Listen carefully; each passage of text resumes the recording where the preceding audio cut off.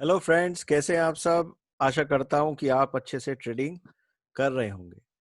दोस्तों, आज का दिन बड़ा ही इंटरेस्टिंग दिन था और आज मैंने इस चार्ट में भी कुछ फेरबदल किया है। इसे नए तरीकों से जरा एडजस्ट करने की कोशिश करिए इन लाइंस को और फिर देखते हैं क्या है। दोस्तों, आज निफ्टी यहां से शुरू हुई थी, ठीक इस जोन के ऊपर से, और ये ट्रैवल करती चली गई। यहाँ पे आपको याद हो हमारा येलो जोन हुआ करता था, ये काफी देर तक उसमें उलझी रही थी, उसके बाद ऊपर जाने लगी। दोस्तों, कल के वीडियो में हमने ये डिस्कस किया था कि अगर इन जोनों के ऊपर जाने लगे तो ये फिर एक वो वाला मार्केट होगा जहां ये 10-300 की 10-400 की शॉर्ट कवरिंग कराएंगे कॉलों की, और बिल्कुल ठीक वैसा ही हुआ। आज सीधे मार्केट ने यहाँ से जो रफ्तार पकड़ी इस कैंडल के बाद से, इसने सारा सारा शॉर्ट्स को कटवा दिया था कॉल साइड पे, और एक बिल्कुल नए हाई के साथ निफ्टी आज क्लोज हुआ। तो आज इन हमने एक नए एडजस्टमेंट के साथ इन चीजों को देख रहे हैं। दोस्तों, ये जो एडजस्टमेंट है आप अपने उसमें भी कर लीजिएगा, और इस नए एडजस्टमेंट के अब आगे वाले जितने भी सब होगा वो इसी एडजस्टमेंट के साथ हम बनाएंगे। दोस्तों, ये हमारा 50 EMA चल रहा है आवरली, और इसी के जस्ट ऊपर से आज मार्केट शुरू हुआ था। तो यहां से शुरू होने के बाद ये इसकी पहचान थी कि यहाँ कल हमने बात करी थी, आप पहले देखिएगा फिर ट्रेड लीजिएगा। मार्केट बुलिश रहा, सबको उम्मीद थी यहाँ से रिवर्ट करेगा, रिवर्ट करा भी, और उसके बाद यहाँ से जो रफ्तार पकड़ी थी, स्पेशली इस कैंडल के बाद से, यानी 10:37-38 के आसपास, 11:37-38 के आसपास से यहाँ से ये पूरा एक जो बना जोन, उसने फिर बहुत कुछ कर दिया। ये 3 मिनट का निफ्टी का चार्ट है। अब दोस्तों, मैंने यहाँ पे एक नए जोन को बना लिया है, और ये मेरा जोन 11,360 से लेके 363 से लेके लगभग 68 तक का है, यानी 5-7 पॉइंट का है, जो 360 से शुरू होता है। तो आप भी इस तरीके के एडजस्टमेंट कर लीजिएगा। इस वाले जोन को मैंने टेम्परेरीली ग्रीन का कर दिया है और थोड़ा सा हटा के एडजस्ट भी किया है। यहाँ एक नया जोन और क्रिएट कर दिया है शॉर्ट टर्म। अब इन्हीं जोनों के बेसिस पे हम ट्रेड करेंगे। आगे कल के बारे में क्या होगा ये देखने से पहले बाकी के सारे चार्ट को देख के आते हैं क्या होगा, क्योंकि आज बैंक निफ्टी का चार्ट बहुत ही इंटरेस्टिंग है। दोस्तों, बैंक निफ्टी के चार्ट में मैंने कुछ भी एडजस्टमेंट नहीं किया है, ये एज इट इज वैसा का वैसा चल रहा है जैसा चल रहा था। और ये देखिए, यहाँ से आज मार्केट शुरू हुआ, एक नई लाइन को मैंने डार्क जरूर कर दिया, ये 21,821 की, आप भी इसे मार्क कर लीजिएगा। ये एक नए तरीके का अब यहाँ सपोर्ट बन जाएगा। यहां से मार्केट ने ये फर्स्ट कैंडल दी थी जो कि हमारे इस पुराने येलो जोन में पहुंची, और उसके बाद से मार्केट दूसरे येलो जोन तक पूरी के पूरा पहुंच गया था। तो यहाँ पे जाके मार्केट को पूरा डिसाइड हो गया था अब कहाँ जाना है। अगर आपने इसे करा होगा तो आप बिल्कुल इस मूव को कैप्चर कर सकते होंगे। हालांकि इसे कैप्चर करना आसान नहीं था, क्योंकि इसमें धीरे धीरे धीरे मार्केट में एक तेजी तो आई, लेकिन कहीं कहीं रिट्रेसमेंट भी लिया। लेकिन इस तरीके के ट्रेड को आपको करना आना चाहिए। तो बैंक निफ्टी का चार्ट बिल्कुल सिंपल, बिल्कुल स्ट्रेट बुलिश था। आज बुलिश लोगों को लग नहीं रहा था, लग रहा था यहां से रिवर्ट कर जाएगा, थोड़ा सा करने की कोशिश भी करी, लेकिन इस कैंडल ने बता दिया था। खासतौर से इसी कैंडल से पता चल गया था कि क्या है। उससे पहले पूरा मार्केट बहुत ही डल और बोरिंग सा हो रहा था, उसके बाद बहुत एक्साइटिंग मार्केट हो गया, और फिर एक नए रास्ते पर बैंक निफ्टी चल पड़ी। दोस्तों, बैंक निफ्टी बहुत पीछे चल रही है अभी निफ्टी से अपने रेशो के हिसाब से, इसलिए आगे आने वाले टाइम में अगर बैंक्स में मूवमेंट आ गया तो वो मूवमेंट दे सकते हैं। बाकी में देखें तो आज आपको जाहिर सी बात है, बैंक निफ्टी है तो सभी बुलिश दिखाई देंगे, लेकिन फिर भी अगर आप देखें तो एसबीआई अब एक रेजिस्टेंस के आसपास आने जैसा लग रहा है। एक्सिस बैंक बहुत बुलिश चल रहा है अभी भी, अगर थोड़े बहुत रिट्रेसमेंट के बाद इसमें भी ऊपर की तरफ थोड़ा रूम है। एचडीएफसी बैंक सबको लीड कर रहा था दोस्तों, और एचडीएफसी बैंक अब काफी स्ट्रेच हो चुका है। इसके बाद अगर ये थोड़ा बहुत सपोर्ट कर जाए तो बैंक निफ्टी को ऊपर लेके जा सकता है, बट एट प्रेजेंट ये काफी स्ट्रेच हो चुका है। इंडसइंड बैंक ने भी आज पूरा सपोर्ट किया। कोटक बैंक, आज कोटक बैंक जो था वो टाइम से बहुत ही मजबूत था, और आप देखिए कोटक बैंक ने ये बीच वाला रेजिस्टेंस का जोन था, ये कोटक बैंक से ही तोड़ा गया था और यहाँ से पूरा का पूरा कवर किया। अब कोटक बैंक में आगे रूफ क्या है बाकी, अगर आप इसे देखें तो कोटक बैंक में अब बहुत थोड़ी सी ही रूफ बाकी है। रिलायंस, रिलायंस में ये देखिए इसी ने सब कुछ आज शॉर्ट को कवर कर दिया, उसके बाद यहाँ फिर पोजीशन बनाई और यहाँ पे लेके आए। अब रिलायंस के पास कल को मौका हो सकता है ऊपर जाने का, यानी मार्केट को अगर रिलायंस से खींचने पे आए तो पूरा का पूरा खींचा जा सकता है। रिलायंस में सीधे सीधे 20 रुपए का मूवमेंट पॉसिबल है, जो निफ्टी को 100 पॉइंट तक तो लेके जा ही सकता है। बजाज फाइनेंस, बजाज फाइनेंस फिर आज बहुत मजबूत रहा, एक टाइम ये बहुत नीचे आ गया था लेकिन यहाँ से ऊपर है। अब इसमें ऊपर की तरफ जो जोन है वो अभी भी बाकी है, ये 3474 तक जा सकता है, 3474 तक अभी इसमें है। हालांकि ये 3450 के अराउंड एक बार स्टक कर जाएगा, रुक सकता है यहाँ पे, लेकिन फिर भी ये जोन तक जा सकता है, यानी बजाज फाइनेंस में अभी भी थोड़ा सा रूफ है। देखिए टीसीएस को अब डिस्कस करना थोड़ा सा अलग है, क्योंकि अब इसमें एज सच तो मूवमेंट खत्म हो गई है, बस इसको मैनिपुलेट करने के लिए या सपोर्ट लेने के लिए इसका इस्तेमाल किया जा सकता है। आज जैसे इसने यहाँ पीक बनाया, हो सकता है कल भी बना दें, क्योंकि अब ये दोनों तरफ एक रेंज में मूवमेंट देने वाले शेयर बन गए हैं, टीसीएस भी और इन्फी भी। जैसे आज, उससे पहले आपने देखा इन्फी बियरिश हो रखा था, आज फिर उसे ऊपर कर दिया। तो इन दोनों स्टॉक्स को प्रिडिक्ट करना बहुत मुश्किल हो जाएगा, ये दोनों स्टॉक क्या करेंगे, एक निश्चित दायरे में मार्केट को मैनिपुलेट करने के लिए इस्तेमाल होंगे। आईसीआईसीआई बैंक, अब देखिए आईसीआईसीआई बैंक ने जो मूवमेंट दिखाया है उससे कुछ और ही कहानी लगती है। ये बैंक अब बहुत बहुत मजबूत स्थिति में आता जा रहा है, और अगर आप इसे लॉन्ग टर्म दायरे में देखें तो ये काफी ऊपर आ चुका है। अब इसके पास जो रूफ है वो 374 तक मैक्सिमम बची हुई है, यानी 5 रुपए की मूव अभी भी इसमें है, और इसके 5 रुपए के मूव में काफी कुछ बैंक निफ्टी मूव कर सकता है। ये एचडीएफसी है दोस्तों, आज एचडीएफसी ने एक नए तरीके का ब्रेकआउट दिया था, और अब हो सकता है यहाँ से एक नई जो है ऊंचाई पर ये जाता हुआ आपको दिखाई दे। तो दोस्तों ये हमने देखा कि अभी जो मार्केट है, जैसा कि लग रहा था सारे स्टॉक्स एक बुलिश मोड में आ जाएंगे, वो आए भी हैं, और थोड़े थोड़े ऊपर की तरफ जो है स्पेस बाकी भी है। अब दोस्तों थोड़ी सी और बातें कर लेते हैं कि अब आगे क्या हो सकता है, मार्केट क्या रुख ले सकता है और हमें कैसे ट्रेड करना चाहिए। दोस्तों इन फॉल्स में, यहाँ से इस जोन से ये फॉल की शुरुआत हुई थी, जो सबसे बड़ा फॉल था, और बहुत ही यहाँ तक ये आया था।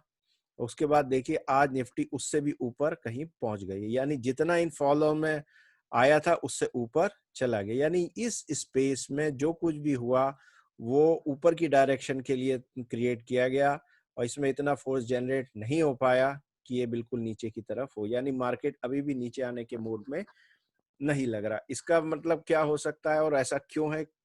इसके कुछ कारणों में आज डॉलर के भी कारण है, आज करेंसी मार्केट में भी कुछ हुआ है, और डॉलर से जो मनी है उसमें एक शिफ्ट हुआ है, और ये जो मनी शिफ्ट है जो डॉलर मार्केट से आ रहा है, एक नई लिक्विडिटी देता चला जा रहा है मार्केट को, तो ये ध्यान देने की बात है। इसीलिए इसका जो स्तर है वो थोड़ा सा आज बदला हुआ लग रहा है। यहाँ पे आने के बाद जैसे ही इसने इसके हाई को काटा, यानी 11,256 के आसपास का अगर आप देखेंगे, उसके बाद इसके मूव लगभग लगभग क्लियर से थे कि यहाँ तक तो पहुंचेगा, यहाँ गिरावट भी आई, लेकिन इस कैंडल के बाद रास्ता साफ हो गया। जिस तरीके से ये कैंडल बनी हुई है, ये कैंडल शुरू हुई थी लगभग 11,339 से, और ये खत्म हुई है 11,370 तक, लगभग 31 पॉइंट की 32 पॉइंट की कैंडल है, और इसने सीधे सीधे जोन को पार करा दिया जहां पर निफ्टी बार बार अटक रहा था। अब दोस्तों नीचे की तो बात, अब आप एक चीज और देखिए, नीचे की बात में फ्राइडे को क्या सीन था, यहाँ से सारे लोग बियरिश बातें करने लगे थे, और आज सारे लोग बुलिश बातें करने लगेंगे। तो दोस्तों मैं हमेशा से ये कहता हूं ना, आप ये सोचिए कि यहाँ से मार्केट किधर जाएगा, इधर जाएगा, उधर जाएगा, आप जिधर मार्केट जाए उधर जाइए, क्योंकि इसको ये जानने की कोशिश ना करिए कि इनके पीछे आखिर इन्होंने ऐसा क्यों करा, क्या करा। ये किसी भी डायरेक्शन में मार्केट को लेके जा सकते हैं। Ultimately they have much much more information than us, तो हमसे बहुत ज्यादा उनके पास इंफॉर्मेशन है। तो इतने वेल इन्फॉर्म्ड लोगों के आगे थोड़ा सा हमें पीछे ही चलना चाहिए। अब हम देखते हैं हमारी ट्रेडिंग स्ट्रेटजी क्या होनी चाहिए। दोस्तों, ये सारे न्यू एडजस्टमेंट के बाद मेरा सोच ये कहती है कि 11,360 के कोई आसपास एक अब बहुत स्ट्रॉन्ग सपोर्ट होना चाहिए। यानी कि निफ्टी के पास अगर ये नीचे आती है तो पहले अगर ये 11,360 का जोन टूटता है तब हमें पहला संकेत वीकनेस का मिल जाएगा। उसके बाद इसको आके इस लेवल से नीचे नहीं जाना चाहिए, जो है 11,321 से शुरू हो रहा है और 11,300 तक जा रहा है। यानी इस जोन में निफ्टी को रहना चाहिए, या निफ्टी मैक्सिमम रह सकती है। अगर इसे भी तोड़ देगी तब हम ये मानेंगे कि ये ब्रेकआउट जो था वो कोई ब्रेकआउट ना होके ये सब एक फॉल्स टाइप का था और फेल्ड हो गया। तो इसलिए पहले कल जो है निफ्टी के मूवमेंट पे बड़ा गौर करिएगा, जिस डायरेक्शन में हो कि वो क्या करना चाह रही है उसी डायरेक्शन में धीरे धीरे आगे बढ़िए। अब हम देखते हैं और क्या हो सकता है। कल एक गैप अप अगर होता है ओपन, तो देखिए यहाँ निफ्टी में 418 431 के आसपास रेजिस्टेंस लेवल है। ये लास्ट रेजिस्टेंस है निफ्टी का। अगर किसी ढंग से ये रेजिस्टेंस कट गया तो निफ्टी के बाद पूरा का पूरा यहाँ पे अगर आप थोड़ा बहुत छोड़ दें 550 के आसपास, पूरा का पूरा उसके पास ऊपर जाने का 550 600 के आसपास का पूरा रूम बचा हुआ है। तो कल के इस बात को जरूर देखिएगा कि कहीं ऐसा तो नहीं यहाँ से ऊपर जाने के बाद ऊपर जाए। दोस्तों, अगर गैप अप भी खोलता है तो अभी ये देखिए कि कहीं ये नीचे की डायरेक्शन में ना आए, गैप अप में फर्स्ट एक सपोर्ट ले और फिर वहां से रिफ्लेक्ट होकर ऊपर की तरफ जाए। तो ये भी आपको एक दूसरे तरीके की संभावना को देखना है कि गैप अप अगर होता है तो क्या ये सीधे सीधे ऊपर जा रहा है। अगर ये सीधे सीधे ऊपर जाए तो फिर ये बहुत स्ट्रांग मार्केट है, और जिस तरह से आज एंडिंग हुई थी उसको देख के जरूर लगता है कि ऐसा हो सकता है, लेकिन फिर भी हमें हर संभावना पे गौर करना चाहिए कि क्या क्या हो सकता है। तो सब फर्स्ट चांस में गैप अप और उसके साथ अपवर्ड है, फिर आपको कॉल बाय करके ऊपर के लिए ट्रेड करना चाहिए। दूसरी संभावना हो सकती है गैप अप तो हो लेकिन उसके बाद ये एक साइडवेज या यहाँ पर आ जाए और यहाँ पे थोड़ी देर रहे और उसके बाद फिर ऊपर जाए। ठीक है, तो इस संभावना को देखना है कि गैप है तो ये थोड़ा सा बुलिश तो है लेकिन थोड़ा सा वीक हो जाएगा। तीसरी संभावना हो सकती है गैप अप के बाद ये नीचे आए और यहीं पे बहुत टिका रहे और फिर धीरे धीरे धीरे नीचे गिरता रहे। तब ये लगे कहेंगे कि ऊपरी मार्केट पे बहुत सेलिंग है हैवी, और इस सेलिंग का मतलब ये है कि यहाँ पे एक्टिवेशन के लिए अभी बहुत जोर लगाना पड़ेगा निफ्टी को ऊपर जाने के लिए। दोस्तों, अगर इसी लेवल पे या गैप डाउन होता है तब हमें देखना पड़ेगा क्या है निफ्टी इन लेवल्स को होल्ड कर पा रही है। दोस्तों, इन लेवल पे अभी कोई ऐसा ट्रेड मत लीजिएगा शॉर्ट टर्म ट्रेड को छोड़ के, क्योंकि हो सकता है अगर इसको होल्ड ना कर पाए तो फिर नीचे की तरफ आए और ये सब एक इल्यूजन सा हो। तो दोस्तों, ये मत सोचिए कि यहाँ से और बुलिश हो जाएगा और बुलिश हो जाएगा और बुलिश हो जाएगा। लोग जो बड़े ट्रेडर होते हैं वो सेकंडों में अपनी ओपिनियन और पोजीशन को चेंज कर लेते हैं। ठीक है, और आपको भी ये सीखना चाहिए कि अपने ट्रेडिंग में कहाँ कहाँ आपको तुरंत चेंज करके पोजीशन में हट जाना चाहिए। जैसे यहाँ पर एक सेलिंग की संभावना बन रही थी, जैसे यहाँ पे बनी थी, लेकिन इस कैंडल के बाद वो सब समाप्त हो गई। आपको तुरंत अपनी पोजीशन को चेंज करके इसको यूज करना चाहिए। बैंक निफ्टी में तो ये और भी आसान था। बैंक निफ्टी में यहाँ पे क्लियर कट पता चल गया था कि अब यहाँ से मूवमेंट आएगा और फिर वो मूवमेंट काफी जबरदस्त रहा भी। ऊपर बैंक निफ्टी में क्या है जरा ये देख लेते हैं। देखिए, इस येलो जोन के ऊपर बैंक निफ्टी में अब दो छोटी छोटी हर्डल है जो 22,315 के आसपास है। यानी 22,300 क्रॉस करके ये हर्डलें पड़ेंगी। अगर इसे भी पार कर जाता है तो फिर आप ये समझिए 22,400 450 500 तक का पूरा रूम बैंक निफ्टी को मिल जाएगा। ये 500 पॉइंट का मूवमेंट होगा। अगर यहाँ बैंक निफ्टी में 400-500 पॉइंट का मूवमेंट होता है तो निफ्टी उस तरफ 511 500 पे पहुंच जाएगी। तो फर्स्ट बुल साइड में यहीं पे मार्केट रुकेगा।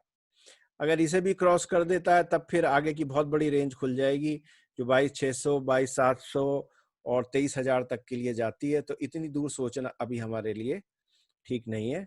ये कल के शुरुआती 5-10 मिनट के एनालिसिस पे आपको समझ में आ जाएगा कि अब क्या डायरेक्शन बनने वाली है।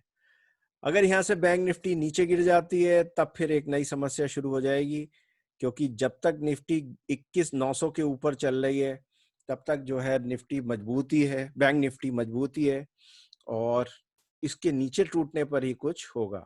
तो आप इंतजार करिएगा, यहाँ आने पे फिर जो है बुल साइड की कॉल को लीजिएगा। दोस्तों यहाँ पे काउंटर ट्रेड अब तक हम लेते थे, यानी कि यहाँ पे आने पर फिर शॉर्ट करते थे और नीचे जाने पर फिर बाई करते थे, लेकिन आज सीन थोड़ा सा बदल गया है। तो इसमें एक रेंज के बाहर बैंक निफ्टी आई है, अगर इसे कंटिन्यू करना है तब ये बहुत ज्यादा कंटिन्यू करेगी, तो एक अच्छा बुल मार्केट आपको मिल सकता है जिसमें आप जो है चीजों को कवर कर सकते हैं। देखिए दोस्तों, पिछले थर्सडे से हम डिस्कस कर रहे थे, अपॉर्चुनिटी वहां पे भी शॉर्टिंग की बनी, फ्राइडे को शॉर्टिंग की बनी, और उसके बाद और मंडे को जो था मार्केट जो है वो अलग ढंग से बना, ठीक है, और आज मार्केट बिल्कुल अलग ढंग का है।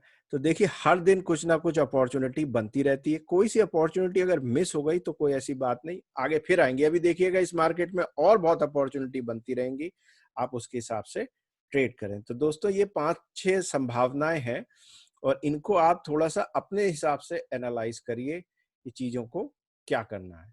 आज जहां तक ट्रेड लेने की बात थी, तो दोस्तों बैंक निफ्टी का ट्रेड तो बिल्कुल ही आसान था, यहाँ पे आके जरूर फंस गया था। इसके बाद जो है यहाँ पे आकर आप यहाँ पे थे तो आप इसको पूरा का पूरा कैप्चर कर सकते थे। यहाँ से भी आपको जो है थोड़ी सी संभावना बनती थी, ये थोड़ा सा एक हेजी सा टाइम था जिसमें समझ नहीं आ रहा था क्या है, तो इस चीज को अवॉइड करना चाहिए। यहाँ चाहे लोग कितना भी कहते रहे कि इससे इस कैंडल को देखो, ये देखो, ऐसा करो वैसा करो, यहाँ हो जाए, लेकिन सही बात यह है कि एक थोड़ा कंसोलिडेशन का ही जोन है और यहाँ के बाद जो है वो क्या मूवमेंट होने वाला है वो नेक्स्ट कैंडल ही बनाती है, जो बड़ी हुई होनी चाहिए और सिग्निफिकेंट भी। तो आप इस चार्ट्स को अपने दिमाग में रखिएगा, इनको बार बार देखिए और यही देखिएगा, यही पैटर्न धीरे धीरे रिपीट होने लगेंगे आपके आने वाले टाइम में और आपकी ट्रेडिंग बढ़िया होती चली जाएगी। दोस्तों ऑप्शन चेन वगैरह को आज ज्यादा नहीं देखते कि क्या है, क्योंकि जिस हिसाब से बुलिश मार्केट था उसमें सब शॉर्ट कवरिंग होगी लोअर साइड पे और बड़े तरफ में सारे के सारे स्प्रेड्स बने हुए होंगे।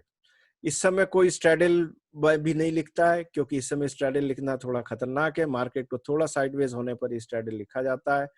यहाँ तक नीचे वाले लिखने वालों का था, मैक्स पेन जैसे 11,200 चल रहा था, आज ये ऊपर खिसक के 350 के आसपास मैक्स पेन आ गया होगा, तो उन्होंने भी अपनी पोजीशन है नीचे से हटा के 1 पॉइंट ऊपर खिसका दी होंगी। तो इस ढंग से एडजस्टमेंट करे जाते हैं ताकि जो है कोई नुकसान ना हो। इन एडजस्टमेंट करने में कोई भी नुकसान नहीं, उल्टे कुछ ना कुछ उनको बच ही रहा होगा, और अगर उन्होंने इंट्राडे की पोजीशन ले रखी होगी तो बहुत ही अच्छा बच रहा होगा। अदरवाइज भी जो हैज होती है सारी पोजीशन, तो उसमें भी कोई प्रॉब्लम नहीं आती है। अब दोस्तों आज इस समय एक क्वेश्चन और है कि आज इस समय हुआ क्या। दोस्तों इस समय बहुत कुछ चल रहा होता है, जो कॉलें राइट करी गई होंगी, जैसे ये तो हमें बाद में पता चला कि इसे ऊपर जाना है तो उनको बाई करा जा रहा होगा, पुटों को राइट करा जा रहा होगा, तो ये बहुत बड़ी क्वांटिटी में होते हैं तो इसलिए हम इनका पता नहीं लगा पाते। दूसरा आप इसमें देखेंगे कि ऑप्शन चेन में कितना ओपन इंटरेस्ट क्रिएट होता जा रहा है, तो उसे भी समझने में यहाँ पे बहुत गड़बड़ होती है, क्योंकि वो इतने मिक्स डेटा होता है कि कंफ्यूजन ही बना रहता है। इसलिए अच्छा ये है कि आप इस रेंज को पकड़े रहें और जब ये एक तरफ के रेंज ब्रेकआउट हो तभी उसको ट्रेड करें। दोस्तों ट्रेड करिए अच्छे से और थोड़ा सा एनालाइज करके करिए। आई होप कि आप बहुत डे बाय डे सीख रहे होंगे। मैं हर वीडियो में कोई ना कोई बातें बनाता हूं, तो उन पॉइंटों को आप ध्यान रखिएगा और उनको नोट करते जाएं, वो आपको आगे की ट्रेडिंग में बहुत मदद करेंगी। सो thank you very much for your support. In the last, the disclaimer, this is just for educational purposes. Just consult your financial advisor before taking any trade. Thank you very much.